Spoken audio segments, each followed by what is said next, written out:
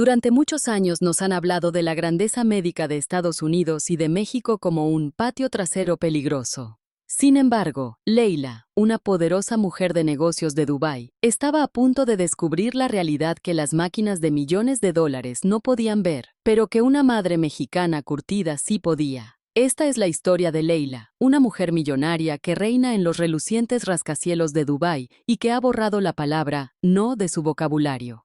Una poderosa mujer de negocios que cree que cualquier problema se puede resolver con suficiente dinero. Su madre, Fatma, era una anciana callada y tradicional que había vivido toda su vida para su familia. Esa mujer a la que los hospitales de Estados Unidos habían echado a la calle diciendo que no había nada que hacer. Nuestra historia comienza en Houston, Texas, considerada la capital mundial de la salud, en ese famoso centro oncológico al que se accede pagando una pequeña fortuna. Cuando cruzaron la puerta del Centro Oncológico de Houston, se dieron cuenta de que no era un lugar de curación, sino un negocio de 5 estrellas. Las lámparas de cristal del techo, las paredes blancas y estériles, y la gente que corría de un lado a otro con el rostro serio, todo gritaba, perfección. Pero en esa perfección no había lugar para el alma, no había amor ni compasión. Fatma, en su silla de ruedas, con su vestido tradicional y su velo, se sentía como una extraña en ese lugar que parecía una base espacial. Leila, por su parte, estaba nerviosa. Con su traje italiano hecho a medida, su reloj de miles de dólares en la muñeca y su actitud autoritaria, pensaba que podía comprar a todo el mundo allí. Cuando llegó la hora de la cita, el mundialmente famoso oncólogo Dr. Harrison entró en la sala. Pero era como una máquina programada. Tenía una tableta en la mano. Sus ojos no miraban a la anciana que se retorcía de dolor en la sala. «He revisado el expediente», dijo el doctor sin siquiera levantar la cabeza. Su tono de voz no era el de alguien que da una noticia de muerte. Era como si estuviera leyendo los informes bursátiles, insensible y mecánico. Cáncer de páncreas en fase 4. Las metástasis se han extendido al hígado y a los pulmones. Los tumores han invadido las arterias principales. Leila contuvo la respiración, apretó el hombro de su madre con la mano. «De acuerdo, doctor, sabemos el diagnóstico. ¿Cuál es el plan de tratamiento? ¿Cirugía? ¿Esos nuevos medicamentos inteligentes? ¿Cuándo empezamos?» El doctor Harrison cerró su tableta, levantó la cabeza por primera vez, pero en su mirada no había la compasión de un médico. «Señora, creo que no lo ha entendido. No hay plan de tratamiento. En esta fase, no se puede intervenir quirúrgicamente. La quimioterapia solo le causaría un dolor innecesario, le amargaría los días que le quedan. Según el protocolo médico, le damos el alta. Mi consejo es que regresen a su país y se despidan de él». El silencio de la habitación se rompió con la ira de Leila. Se levantó, golpeó la mesa con la mano. Su autoridad se había visto sacudida. No podía creerlo. ¿Se da cuenta de lo que está diciendo, doctor? He venido aquí porque usted es el mejor médico del mundo. Le doy carta blanca. ¿Me oye? Tratamiento experimental, inmunoterapia, ensayos clínicos. Aplique todo lo que haya disponible. Pagaré el doble, el triple. Mi madre saldrá de esta habitación curada. El doctor Harrison miró su reloj con expresión molesta. Los gritos de Leila le estaban haciendo perder su valioso tiempo. «Señora, la ciencia no funciona con emociones, sino con datos. Los protocolos de la Asociación Médica Americana definen cualquier intervención en un caso en esta fase como maltrato inútil y contrario a la ética. Su dinero no tiene ningún valor. Por favor, abandone este lugar. De lo contrario, me veré obligado a llamar a seguridad».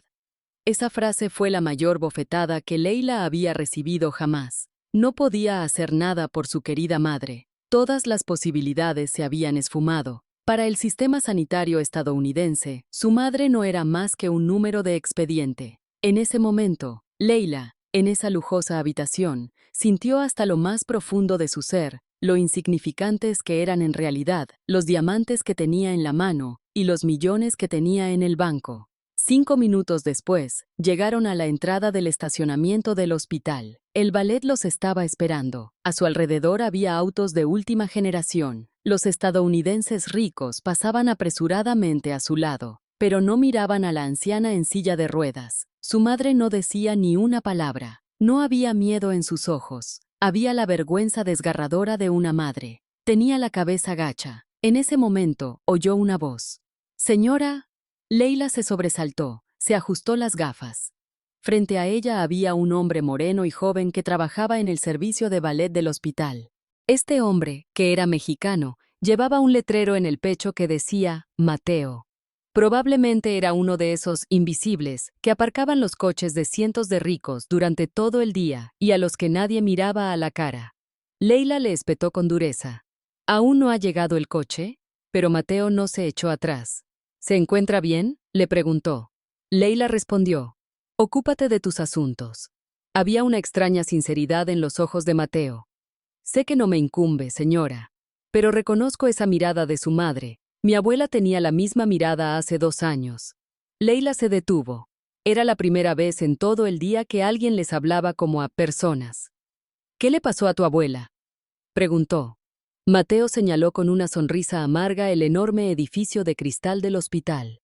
La trajimos aquí, gastamos todos nuestros ahorros. Los doctores dijeron lo mismo. ¿Murió? Mateo negó con la cabeza. Sus ojos brillaron. No, señora, la sacamos de aquí, la llevamos a casa, la llevamos a las montañas de Michoacán, en México. Allí no se oye el ruido de las máquinas. Allí habla la tierra. Mateo sacó un papel arrugado y un lápiz de su bolsillo. Con manos temblorosas, comenzó a escribir algo. Mi madre se llama Doña Luz. No es doctora. No tiene título. Al principio, nosotros también creíamos en la medicina moderna. Pensábamos que la tecnología era superior a mi madre, pero nos equivocábamos. Ella tiene el poder de curar. La llamamos curandera. Ella curó a mi abuela, a quien los doctores estadounidenses habían dado por muerta. No solo con plantas.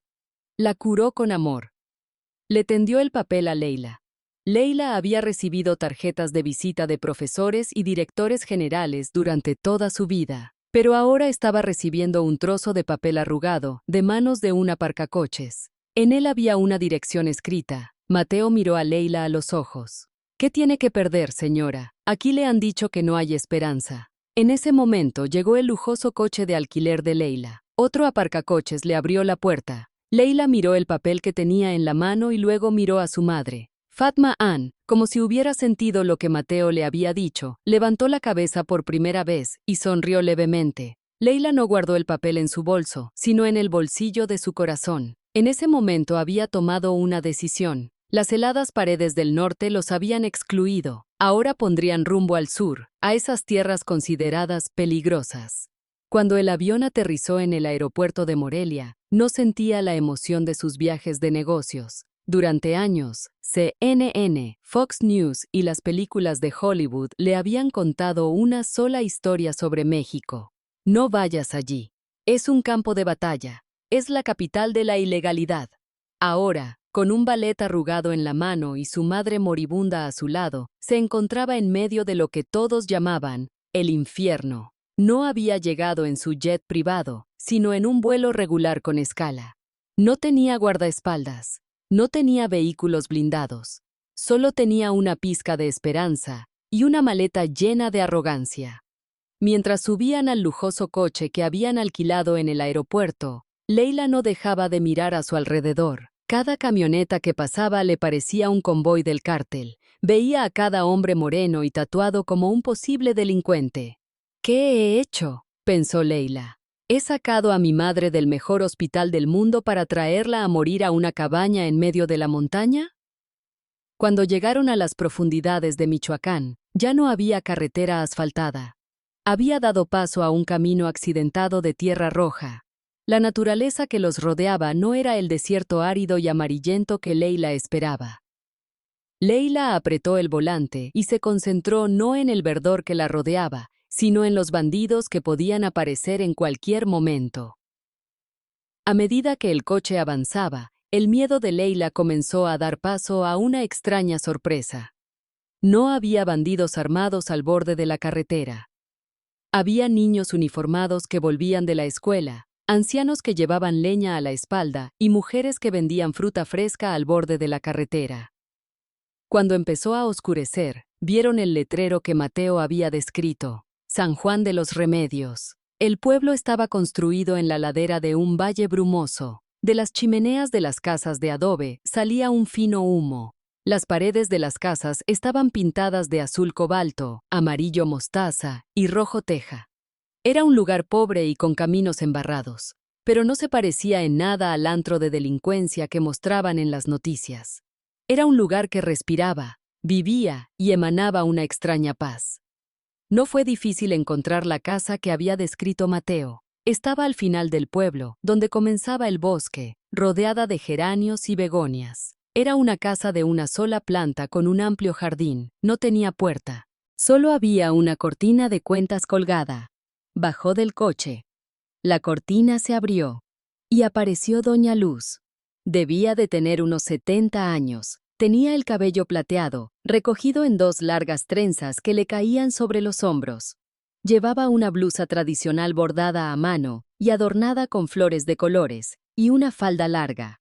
Su rostro era como un mapa de los años y el sol. Cada arruga escondía una historia, pero lo más llamativo eran sus ojos, negros como el azabache, profundos y penetrantes. Todo lo contrario a los ojos del doctor Harrison, que miraban fijamente la pantalla vacía de su tableta. Esos ojos veían el alma de Leila. Leila se apresuró a sacar los pasaportes y los informes médicos de su bolso. Nos envía Mateo. Yo soy Leila y ella es mi madre. Pagaré lo que usted pida. Doña Luz no dejó que Leila hablara. Levantó la mano, bajó lentamente los escalones. Se dirigió directamente al asiento trasero, donde estaba Fatma. Abrió la puerta. Fatma, cansada y asustada, miró a esta mujer desconocida. Doña Luz sonrió. Quizás no sabía inglés ni árabe, pero hablaba un idioma universal. Se inclinó y tomó las frías manos de Fatma entre sus cálidas y callosas palmas. Y entonces ocurrió lo más conmovedor que Leila había visto en su vida. Doña Luz abrazó a esta anciana enferma, a la que no conocía, como si fuera su hija que regresaba de la guerra. En México lo llamaban apapacho, que significa acariciar el alma. Ya llegaste, hermana, susurró Doña Luz. Hasta ese momento, Fatma se había contenido en el hospital, en el avión, en el camino. Pero ese abrazo, ese calor, ese olor a tierra, de repente, lo dejó todo. La mujer que ni siquiera había llorado junto a la autoritaria Leila, comenzó a llorar en los hombros de esa desconocida. No era por el dolor, lloraba porque se sentía valorada. Ya no era un número de expediente, una ocupante de cama, era un ser humano. Leila se quedó con los pasaportes en la mano. Lo que el dinero no podía comprar, la mujer de ese pueblo de montaña le daba gratis, cariño. Doña Luz abrazó a Fatma Ann y la llevó a su casa. El interior estaba oscuro, pero fresco. El suelo era de tierra, pero estaba muy limpio. En el aire flotaba el aroma del incienso, el maíz cocido y la menta fresca. Este aroma eliminó al instante el olor a desinfectante del hospital, que le quemaba la garganta. Los llevó a la mejor habitación de la casa. La cama era sencilla, un jergón de madera y mantas tejidas a mano. Pero las almohadas olían a lavanda secada al sol. Junto a la cama, había algo que llamó la atención de Leila. Era un pequeño altar iluminado con velas. En el altar había una imagen de una mujer con una capa azul, rodeada de luces doradas. Delante de ella había flores frescas. La Virgen de Guadalupe, la Madre de México. Leila miró la imagen, luego miró a su madre, luego miró a Doña Luz. Descansa, dijo Doña Luz. Aquí no hay reloj, no hay prisa, solo hay curación. Leila cubrió a su madre. La expresión tensa del rostro de la abuela Fatma había desaparecido, dando paso a una profunda paz. Leila se dejó caer en la silla de madera que había en la esquina de la habitación. Desde fuera empezaban a llegar los sonidos de la noche. Ladridos de perros, el sonido de una guitarra a lo lejos. ¿Era este el peligroso México que tanto temía? ¿Era esta mujer la que les robaría? ¿Era esta casa de tierra lo que les enfermaría? Leila tocó el grueso fajo de dólares que llevaba en su bolso. Por primera vez, sintió que ese dinero no tenía ningún valor aquí, en esta habitación, y esa noche, por primera vez en años, Leila se olvidó de enchufar su teléfono, porque no quería conectarse con el mundo exterior, sino escuchar la paz de esa habitación. Las paredes de hielo del norte se habían derretido, dejando paso a la cálida tierra del sur. Pero el verdadero milagro aún no había comenzado. A la mañana siguiente, el sol salió entre la niebla sobre las montañas de Michoacán. Leila se despertó con el canto de los gallos del pueblo y el sonido de las campanas de la iglesia, y por un momento no supo dónde estaba. No estaba entre lujosas sábanas de seda, sino bajo una manta de lana. Pero, curiosamente, había dormido sin interrupciones por primera vez en meses. Doña Luz ya se había despertado. Estaba cocinando tortillas de maíz en el fogón de tierra frente a la cocina, y el aroma del maíz tostado se extendía por toda la casa. Leila corrió a la habitación de su madre. Mamá Fatma estaba despierta. Sus ojos seguían amarillos. Tenía el rostro pálido, pero los terribles gemidos habían cesado. Doña Luz entró en la habitación. Llevaba en la mano un cuenco con agua tibia y algunas hierbas secas. Había llegado la hora del examen. Leila sacó inmediatamente de su bolso el grueso expediente del hospital de Houston. Resultados de resonancias magnéticas, tomografías por emisión de positrones, análisis de sangre. Lo apiló todo sobre la mesa. Miren, dijo, utilizando el programa de traducción. Aquí pone, tumor de páncreas, cuarto estadio. Ha invadido el vaso principal, ha hecho metástasis. Doña Luz no miró la pila de papeles, apartó el expediente con delicadeza.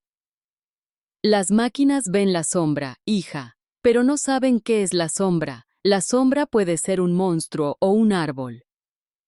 Luego se sentó junto a la cama de Fatma. Primero calentó sus manos, luego, lentamente, como una madre que ama a su bebé, comenzó a tocar el vientre de Fatma. Presionaba, esperaba, escuchaba. El doctor Harrison, en Houston, nunca había tocado a su madre, solo había mirado la pantalla, pero doña Luz, con las yemas de sus dedos, leía la tormenta que se agitaba dentro de Fatma. Luego le levantó los párpados, le pidió que sacara la lengua. Escuchó su pulso, no en la muñeca, sino en el cuello. Al final de este silencioso examen, que duró unos 20 minutos, doña Luz se enderezó. Respiró hondo y negó con la cabeza. A Leila se le paró el corazón. ¿Qué? Preguntó. ¿Es muy grave? ¿Se está muriendo? Doña Luz tomó la mano de Leila. Tu madre no se va a morir. No tiene cáncer. Leila no podía creer lo que estaba oyendo. ¿Cómo? ¿Las máquinas de $1 millón mienten? Los médicos estadounidenses solo miraron la sombra en la pantalla. No prestaron atención a la historia de su madre. Sin siquiera hacer una biopsia, vieron la imagen aterradora y la etiquetaron como cáncer. Sin embargo, ese bulto no era un tumor, sino un viejo huésped calcificado que se había formado para protegerse de las hierbas crudas que su madre había comido en su juventud. Leila estaba en estado de shock. Pero la ictericia, los dolores, la pérdida de peso. El parásito ha obstruido el conducto biliar, explicó el anciano curandero. Al no poder fluir la bilis, el veneno se ha mezclado con la sangre, por eso se ha puesto amarilla, por eso ha adelgazado. Pero la verdadera enfermedad no es esa. Doña Luz puso la mano sobre el pecho de la madre de Fatma. La verdadera enfermedad está aquí. A esto lo llamamos susto. Un gran miedo. El alma se ha escapado del cuerpo. Tu madre lleva dentro un gran dolor. La medicina occidental envenena el cuerpo, pero no cura el alma. Primero llamaremos al alma, luego limpiaremos el cuerpo. El tratamiento comenzó de inmediato, pero no era el tipo de tratamiento que Leila conocía. No había agujas, sueros ni enfermeras con batas blancas. Doña Luz servía las hierbas amargas que había recogido en el jardín. Este amargo sabor ahuyentará los parásitos que hay en tu interior, dijo. Por la tarde, prepararon el temazcal. Era una pequeña cabaña de piedra con forma de semiesfera situada en el jardín. Era una tradición azteca. Lo llamaban el útero de la tierra. Fatma Ann y Leila entraron en ella. Estaba a oscuras. Vertieron aguas curativas sobre las piedras calientes del centro. El vapor se elevó, un vapor denso, con aroma a menta y eucalipto. Doña Luz entró con un manojo de hierbas en la mano. Comenzó a recitar oraciones. Estas oraciones no se parecían a las que conocía Fatma Ann, pero el ritmo, esa antigua súplica, era el mismo. A medida que aumentaba la temperatura, los poros de Fatma Ann se abrieron. Sudó. Mientras los amargos jarabes que le daba doña Luz eliminaban la enfermedad de su interior, el vapor caliente del temazcal expulsaba con el sudor el veneno amarillo de su piel y la muerte de su alma. 2 idiomas, una sola madre. Al caer la tarde, se produjo un momento milagroso. Cuando Leila salió al patio a beber agua, encontró a doña Luz arrodillada ante el altar que había en la esquina de la casa. A la luz de las velas, brillaba la imagen de la Virgen de Guadalupe.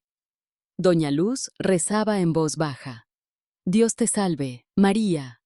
Leila era musulmana, pero cuando miró la imagen, no vio un icono extraño. Vio a María, la más bendita de todas las mujeres, mencionada en el Corán. Se acercó lentamente a doña Luz y se arrodilló. Doña Luz no interrumpió su oración. Solo se hizo a un lado para dejarle espacio a Leila. Leila abrió las manos. Comenzó a susurrar en árabe. En un pueblo de montaña de México, en un rincón de una casa de adobe, 2 mujeres rezaban una al lado de la otra. Una en español, otra en árabe. Una del Evangelio, otra del Corán. Pero ambas se refugiaban en la misma mujer, en la misma figura de madre. Cuando doña Luz terminó su oración, se volvió hacia Leila. Tenía los ojos llorosos. Ella es la Madre de Dios, dijo mirando la imagen. Sea cual sea su idioma, escucha a todas las madres que sufren por la pérdida de un hijo. He rezado por tu madre. La Virgen María no la abandonará. Leila sintió en ese momento que las barreras culturales, las diferencias religiosas y las barreras lingüísticas se desvanecían como una nube de polvo. La hermandad que no había encontrado en el mundo moderno de Houston, la había encontrado aquí, en este lugar primitivo. Apoyó la cabeza en el hombro de doña Luz y lloró. 3 semanas después, en lugar de la mujer que esperaba la muerte y a la que los médicos de Houston habían dicho, llévenla a casa, despídanse de ella, había llegado otra persona completamente diferente. Fatma Ann estaba sentada bajo el gran árbol de la plaza del pueblo. Su tez ya no era de ese horrible color amarillento, sino que sus mejillas habían adquirido un ligero rubor rosado. Ya podía caminar sin necesidad de bastón, pero el mayor cambio se había producido en su rostro. La expresión de dolor había desaparecido y en su lugar había aparecido una sonrisa serena. Estaba trenzando el cabello de una de las niñas del pueblo. A su lado estaba doña Luz. Juntas estaban desgranando maíz. Sus idiomas eran diferentes, pero sus sonrisas eran iguales. Fatma Anne decía algo en árabe. Doña Luz respondía en español y se entendían entre risas. Leila, mientras observaba esta escena desde lejos, sintió que la dura mujer de negocios que llevaba dentro se había derretido por completo. Los parásitos se habían desprendido y los conductos biliares se habían abierto. Pero la verdadera curación fue la desaparición de ese susto, ese miedo espiritual. Su madre había sentido que aquí, entre estas personas, era valiosa. Tanto como los medicamentos curativos, fue el amor lo que la sanó. Cuando llegó el momento de la despedida, todo el pueblo acudió a despedirse de ellos. Leila apartó a doña Luz antes de subir al coche. Había llegado el momento de pagar su deuda. En el mundo de Leila, todo servicio tenía un precio, y el precio de este milagro debía de ser muy alto. Abrió su bolso. De él sacó un sobre grueso que había preparado de antemano. Dentro había exactamente $50,000 en efectivo. En México, para una casa de pueblo, eso era una fortuna, quizás incluso lo suficiente para comprar todo el pueblo. Leila le entregó el sobre a doña Luz. Doña Luz, sé que esto no puede compensar lo que ha hecho. Le devolvió la vida a mi madre. En el hospital de Estados Unidos le habría dado 10 veces más y dejaron morir a mi madre. Por favor, se lo merece. Repare su casa, cuide de sus nietos. Doña Luz miró el sobre, luego miró a Leila a los ojos. En su rostro no se reflejó ni ambición ni emoción. Con sus manos callosas, cerró lentamente la mano de Leila que sostenía el sobre y le devolvió el dinero. No, hija mía, no puedo aceptarlo. Leila se sorprendió. ¿Pero por qué? Es mucho dinero, se lo ha ganado. En ese momento, doña Luz, con sus viejas ropas, parecía la reina más noble del mundo. No somos comerciantes, Leila. En nuestra fe, la curación que Dios nos da no se vende, no se lleva la cuenta del agua que se da al huésped ni de la medicina que se da al enfermo. Si acepto este dinero, la bendición de esa curación se esfumará. Leila insistió, pero doña Luz la calló. Escucha, dijo la anciana con voz temblorosa. Mi hijo Mateo, el hijo que te encontró en el estacionamiento. Ahora está en tu mundo, trabajando entre esos edificios fríos. Quizás algún día él también se encuentre en una situación difícil. Quizás se enferme, quizás se sienta solo. Te hice este favor, no por dinero, para que algún día alguien le eche una mano a mi hijo, no por su dinero, sino solo por ser humano. Estas palabras le rompieron el corazón a Leila. Honor. Honor puro, inmaculado, que no se puede comprar. Leila se avergonzó al guardar el dinero en su bolso. Había pensado que estas personas eran pobres. Pero ahora comprendía que la verdadera pobre era ella. La verdadera pobreza estaba en su propio mundo, donde todo tenía un precio. Te lo prometo, dijo Leila. Tu hijo ahora es mi hermano. Y este pueblo es mi segundo hogar. Mientras el coche se alejaba del pueblo, Leila miró por el espejo retrovisor. Doña Luz y los aldeanos les decían adiós con la mano. El camino polvoriento, los campos de maíz y las casas de adobe quedaban atrás, pero Leila y Fatma Anne se llevaban consigo algo muy grande de aquel pueblo. Cuando llegaron a Houston, lo primero que hicieron fue ir al estacionamiento, en lugar de al hospital. Leila encontró a Mateo. El joven dejó caer las llaves que tenía en la mano al ver a Fatma Anne bajar del coche sonriendo y por su propio pie. Leila abrazó a Mateo, no como una jefa abraza a un empleado, sino como una hermana abraza a un hermano. Tu madre tenía razón, Mateo, dijo Leila. Las máquinas ven la sombra, pero no saben lo que es. Tu madre nos dio ese medicamento que no estaba en la receta. Desde ese día, en la pared de la oficina de Leila, en la última planta de ese rascacielos de Dubái, solo quedó colgada una fotografía, justo detrás de la mesa en la que se firmaban acuerdos millonarios. Ni un premio, ni un diploma. Solo la foto de 3 mujeres abrazadas frente a una casa de adobe en las montañas de Michoacán. Debajo decía, los mapas del mundo mienten, la civilización no está en el norte, sino donde hay misericordia.